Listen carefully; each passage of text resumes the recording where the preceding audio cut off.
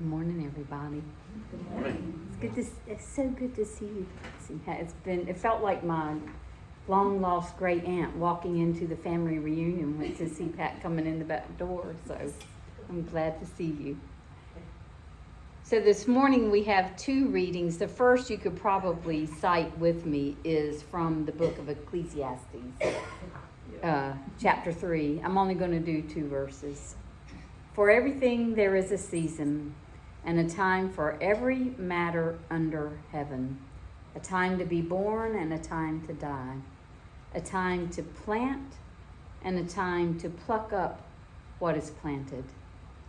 Ergo, the title of my message, Planting and Plucking. And then we're going to leapfrog into the Christian scriptures, the book of Galatians. Probably not as easily cited, but one you'll recognize. The fruit of the Spirit is love, joy, peace, patience, kindness, generosity, faithfulness, gentleness, and self-control. If we live by the Spirit, let us be guided by the Spirit. And moving to the Message interpretation, since life of the Spirit is the kind of life we have chosen, let us make sure that we do not just hold it as an idea in our heads or a sentiment in our hearts, but work out the implications of it in every detail of our lives.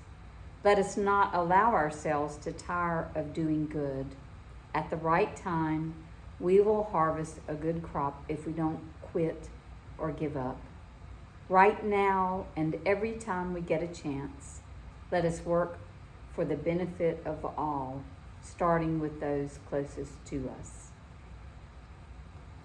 So ever since I was a young kid, I have loved growing summer tomatoes. I had my own patch of the garden when I was 14, and tomatoes was one of the 3 things I grew. I'm not a tomato freak. I don't like tomatoes in a lot of what I eat, but you'll probably agree with me, there is nothing like a juicy homegrown tomato right out of the garden. I used to love the deliciousness of a Mater sandwich with some Charlie chips. You know, the thick slices of tomato on white bread. When's the last time I ate white bread? With plenty of mayonnaise and salt and pepper. In the long ago days before fast food, that was what my family ate on our numerous summer road trips to Florida. Right out of the cooler in the back of the station wagon with a bottle of Pepsi or Coke. Nothing like it. And Charlie chips. So when the first hints of spring start peeking through the winter days, like at the end of March, I'm usually one of the first people in line to buy the early producing tomato plants like Better Boy or Early Girl, but my favorite is Rutgers. If you've ever planted tomato plants, they're the best. And I plant them on the earliest possible date that any smart Southern Zone 7 gardener will plant them, but only in accordance to the Farmer's Almanac. So no matter how hard I try to restrain myself, I always buy maybe 1 or 2 vines more than we have room for, right alongside the cucumbers and the okra. This year my cukes took over everybody. So once the little seedlings take root, it seems like just forever before I start to see the white blossoms. And for me, those blossoms are nature's promise of what's to come. Not long after the vines begin to bloom, little green balls of fruit start appearing on the vines. And to me, it is the promises of nature come to fruition, which is fruition. And before I know it, it's time to start picking what will be numerous red orbs of juicy ripe tomatoes. The summer days just unfold as I figure out what to do with all the tomatoes that the plants are generously sharing with me. And thank goodness my neighbors and my family are happy to receive the overflowing abundance of nature. Somewhere along the end of July, August 1st is really in the ancient agrarian traditions, the new year, August 1st, because that's the time that the world is most abundant. Why start it with the dead of winter? Let's start while everything is so abundant. But then, just sometime later, in my busy tomato tending and picking, I'll be laying in bed or I'll be out in the garden and I'll begin to notice a faint sound of crickets. And then they start to get a little louder than the cicada. You might remember the old wives' tale that a cricket in the house is bad luck. That's a long story, but another story.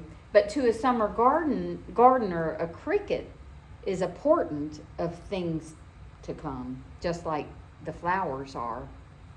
With the crickets come less heat from the sun, shorter days and longer nights.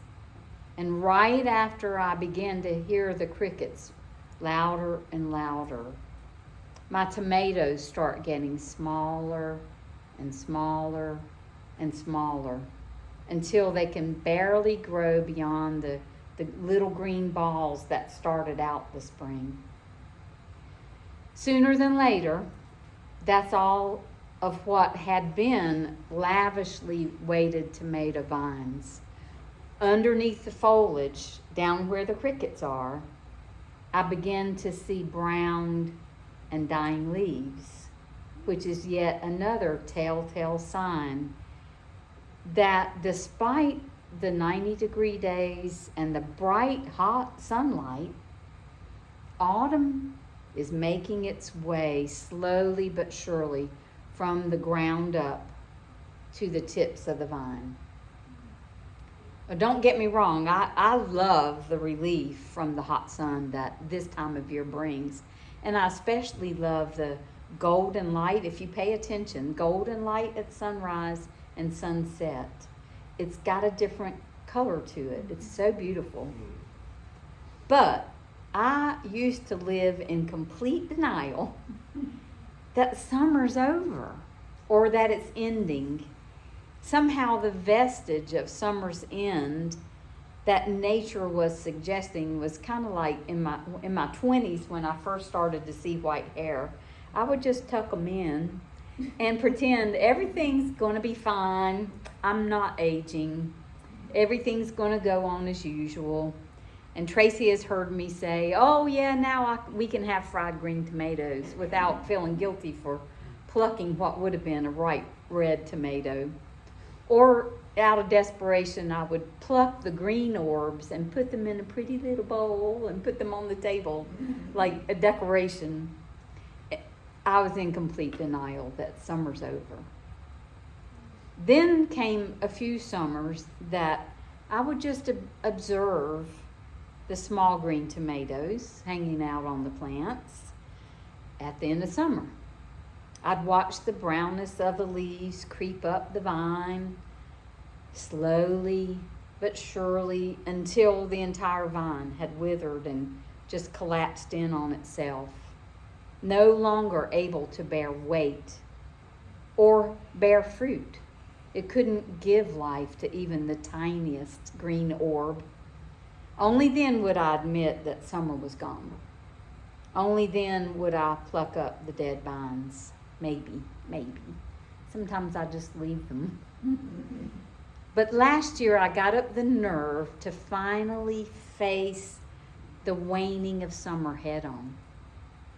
As the crickets sang their lament, I haven't figured out, is it a lament or are they just relieved that summer's slow demise is starting? I stood in front of my tomato plants that they were taller than Robert by then, And I thanked them one last time for all of the tomatoes they had given me, the prolific and delicious fruit. But then, slowly but surely, I cut back the summer growth, and I gently placed the dying vines in a pile, and I cut and plucked until in their place was this smooth, bare patch of rich dirt. And it almost seemed like the dirt was relieved that the dying vines were gone. It's just me.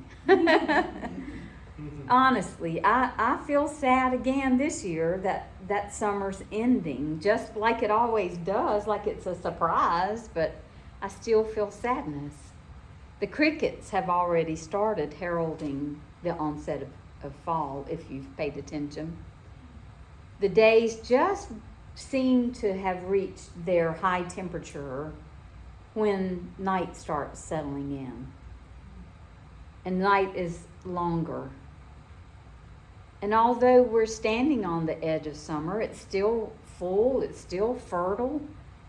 Fall is beginning to show up in very subtle ways. So this year, in acknowledging that summer's ending, I also realized that life is a lot like growing tomatoes. There are points in life when we are all excited and we're revved up. We're ready to start something new. You know, that energy, yay. But we know it's not time. And we just have to wait, because it's clear that premature planting puts young, tender stalks at risk. And that's the same way with our ideas, our dreams, and our desires. We're ready, but not yet. And then once it's time to plant new seeds of possibilities, and we've anticipated and we've cultivated the best conditions, it's then that patience and unwavering commitment is a must if new life is to grow from that. Just because we've planted a new idea or nurtured a passion or a project or started a new job or relationships, that doesn't mean we're going to have instant success like we get fast food. We have to be in it for the long haul. Anybody who has started a new diet or workout regimen, you know you're not going to see, and you cannot force change to happen quickly. And it might not be change exactly the way you had imagined it. I remember working out. I did CrossFit for 6 months, y'all, and I did not lose a pound. But I gained 4 pounds in muscle. And that was not the success that I thought I would get. We also cannot have a guarantee to any kind of growth, even though we've planted a seed. But then there are times, like me, where we just don't let go. We let things go way beyond their usefulness. We ignore their demise, but that doesn't make them any more useful or any more productive. I could not make juicy ripe tomatoes out of my little green orbs. You're still going to get little green balls from a dying vine.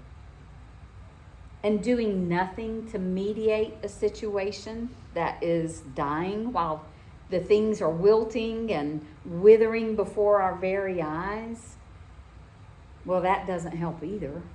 If I had really wanted to find a solution to not having juicy ripe tomatoes, I could have improvised a hothouse. I could have developed a hydroponic system rather than deny the cycle of life and death that was before my very eyes. Sometimes the most difficult challenges in my life are when I have faced up to what no longer is serving me. The times I've intentionally faced a problem or a desire head on and chosen to do something proactively. Most likely, it's going to be doing something very different than what has worked in the past for me. And not that this is a bad thing, but there have been times when I felt like I was breaking my own heart. When I've decided to uproot a relationship or even my career. When it's clearly no longer healthy for me to keep going in the same way, in the same direction. I'd say that most of the adult students that I taught at Guilford College were faced with the fact that what they were doing in their careers no longer served them. I was among them, but I went to Greensboro College. It took me 20 years to get my bachelor's degree. I said I didn't graduate cum laude or summa cum laude. I graduated who laude. But you're well aware of the hard work it's going to take for you to set your sights on that degree, especially going at night. But they were also willing to risk that status quo was no longer working, and what could they do to change it? They were willing to risk discomfort. A lot of them were first generation college students. And they were willing to dig up their dying vines for the sake of nurturing the fruits of their spirits. They committed their time and their energy and their family's time and energy to expanding their knowledge and cultivating their passions. There are times that all of us have had to make sacrifices in order to foster new growth from what is typically very fragile shoot. It's not always easy to face the things in our lives that are no longer producing fruit. The situations where it's really clear the vine is dying. It takes a mix of faith and trust and courage and wisdom to pluck them up. We have to have insight. We have to be committed and patient when we plant new possibilities. So I'm curious, what is the season of your mater plants in this day? Is there something lying dormant within you that needs your warmth and your nurture to help it come to life?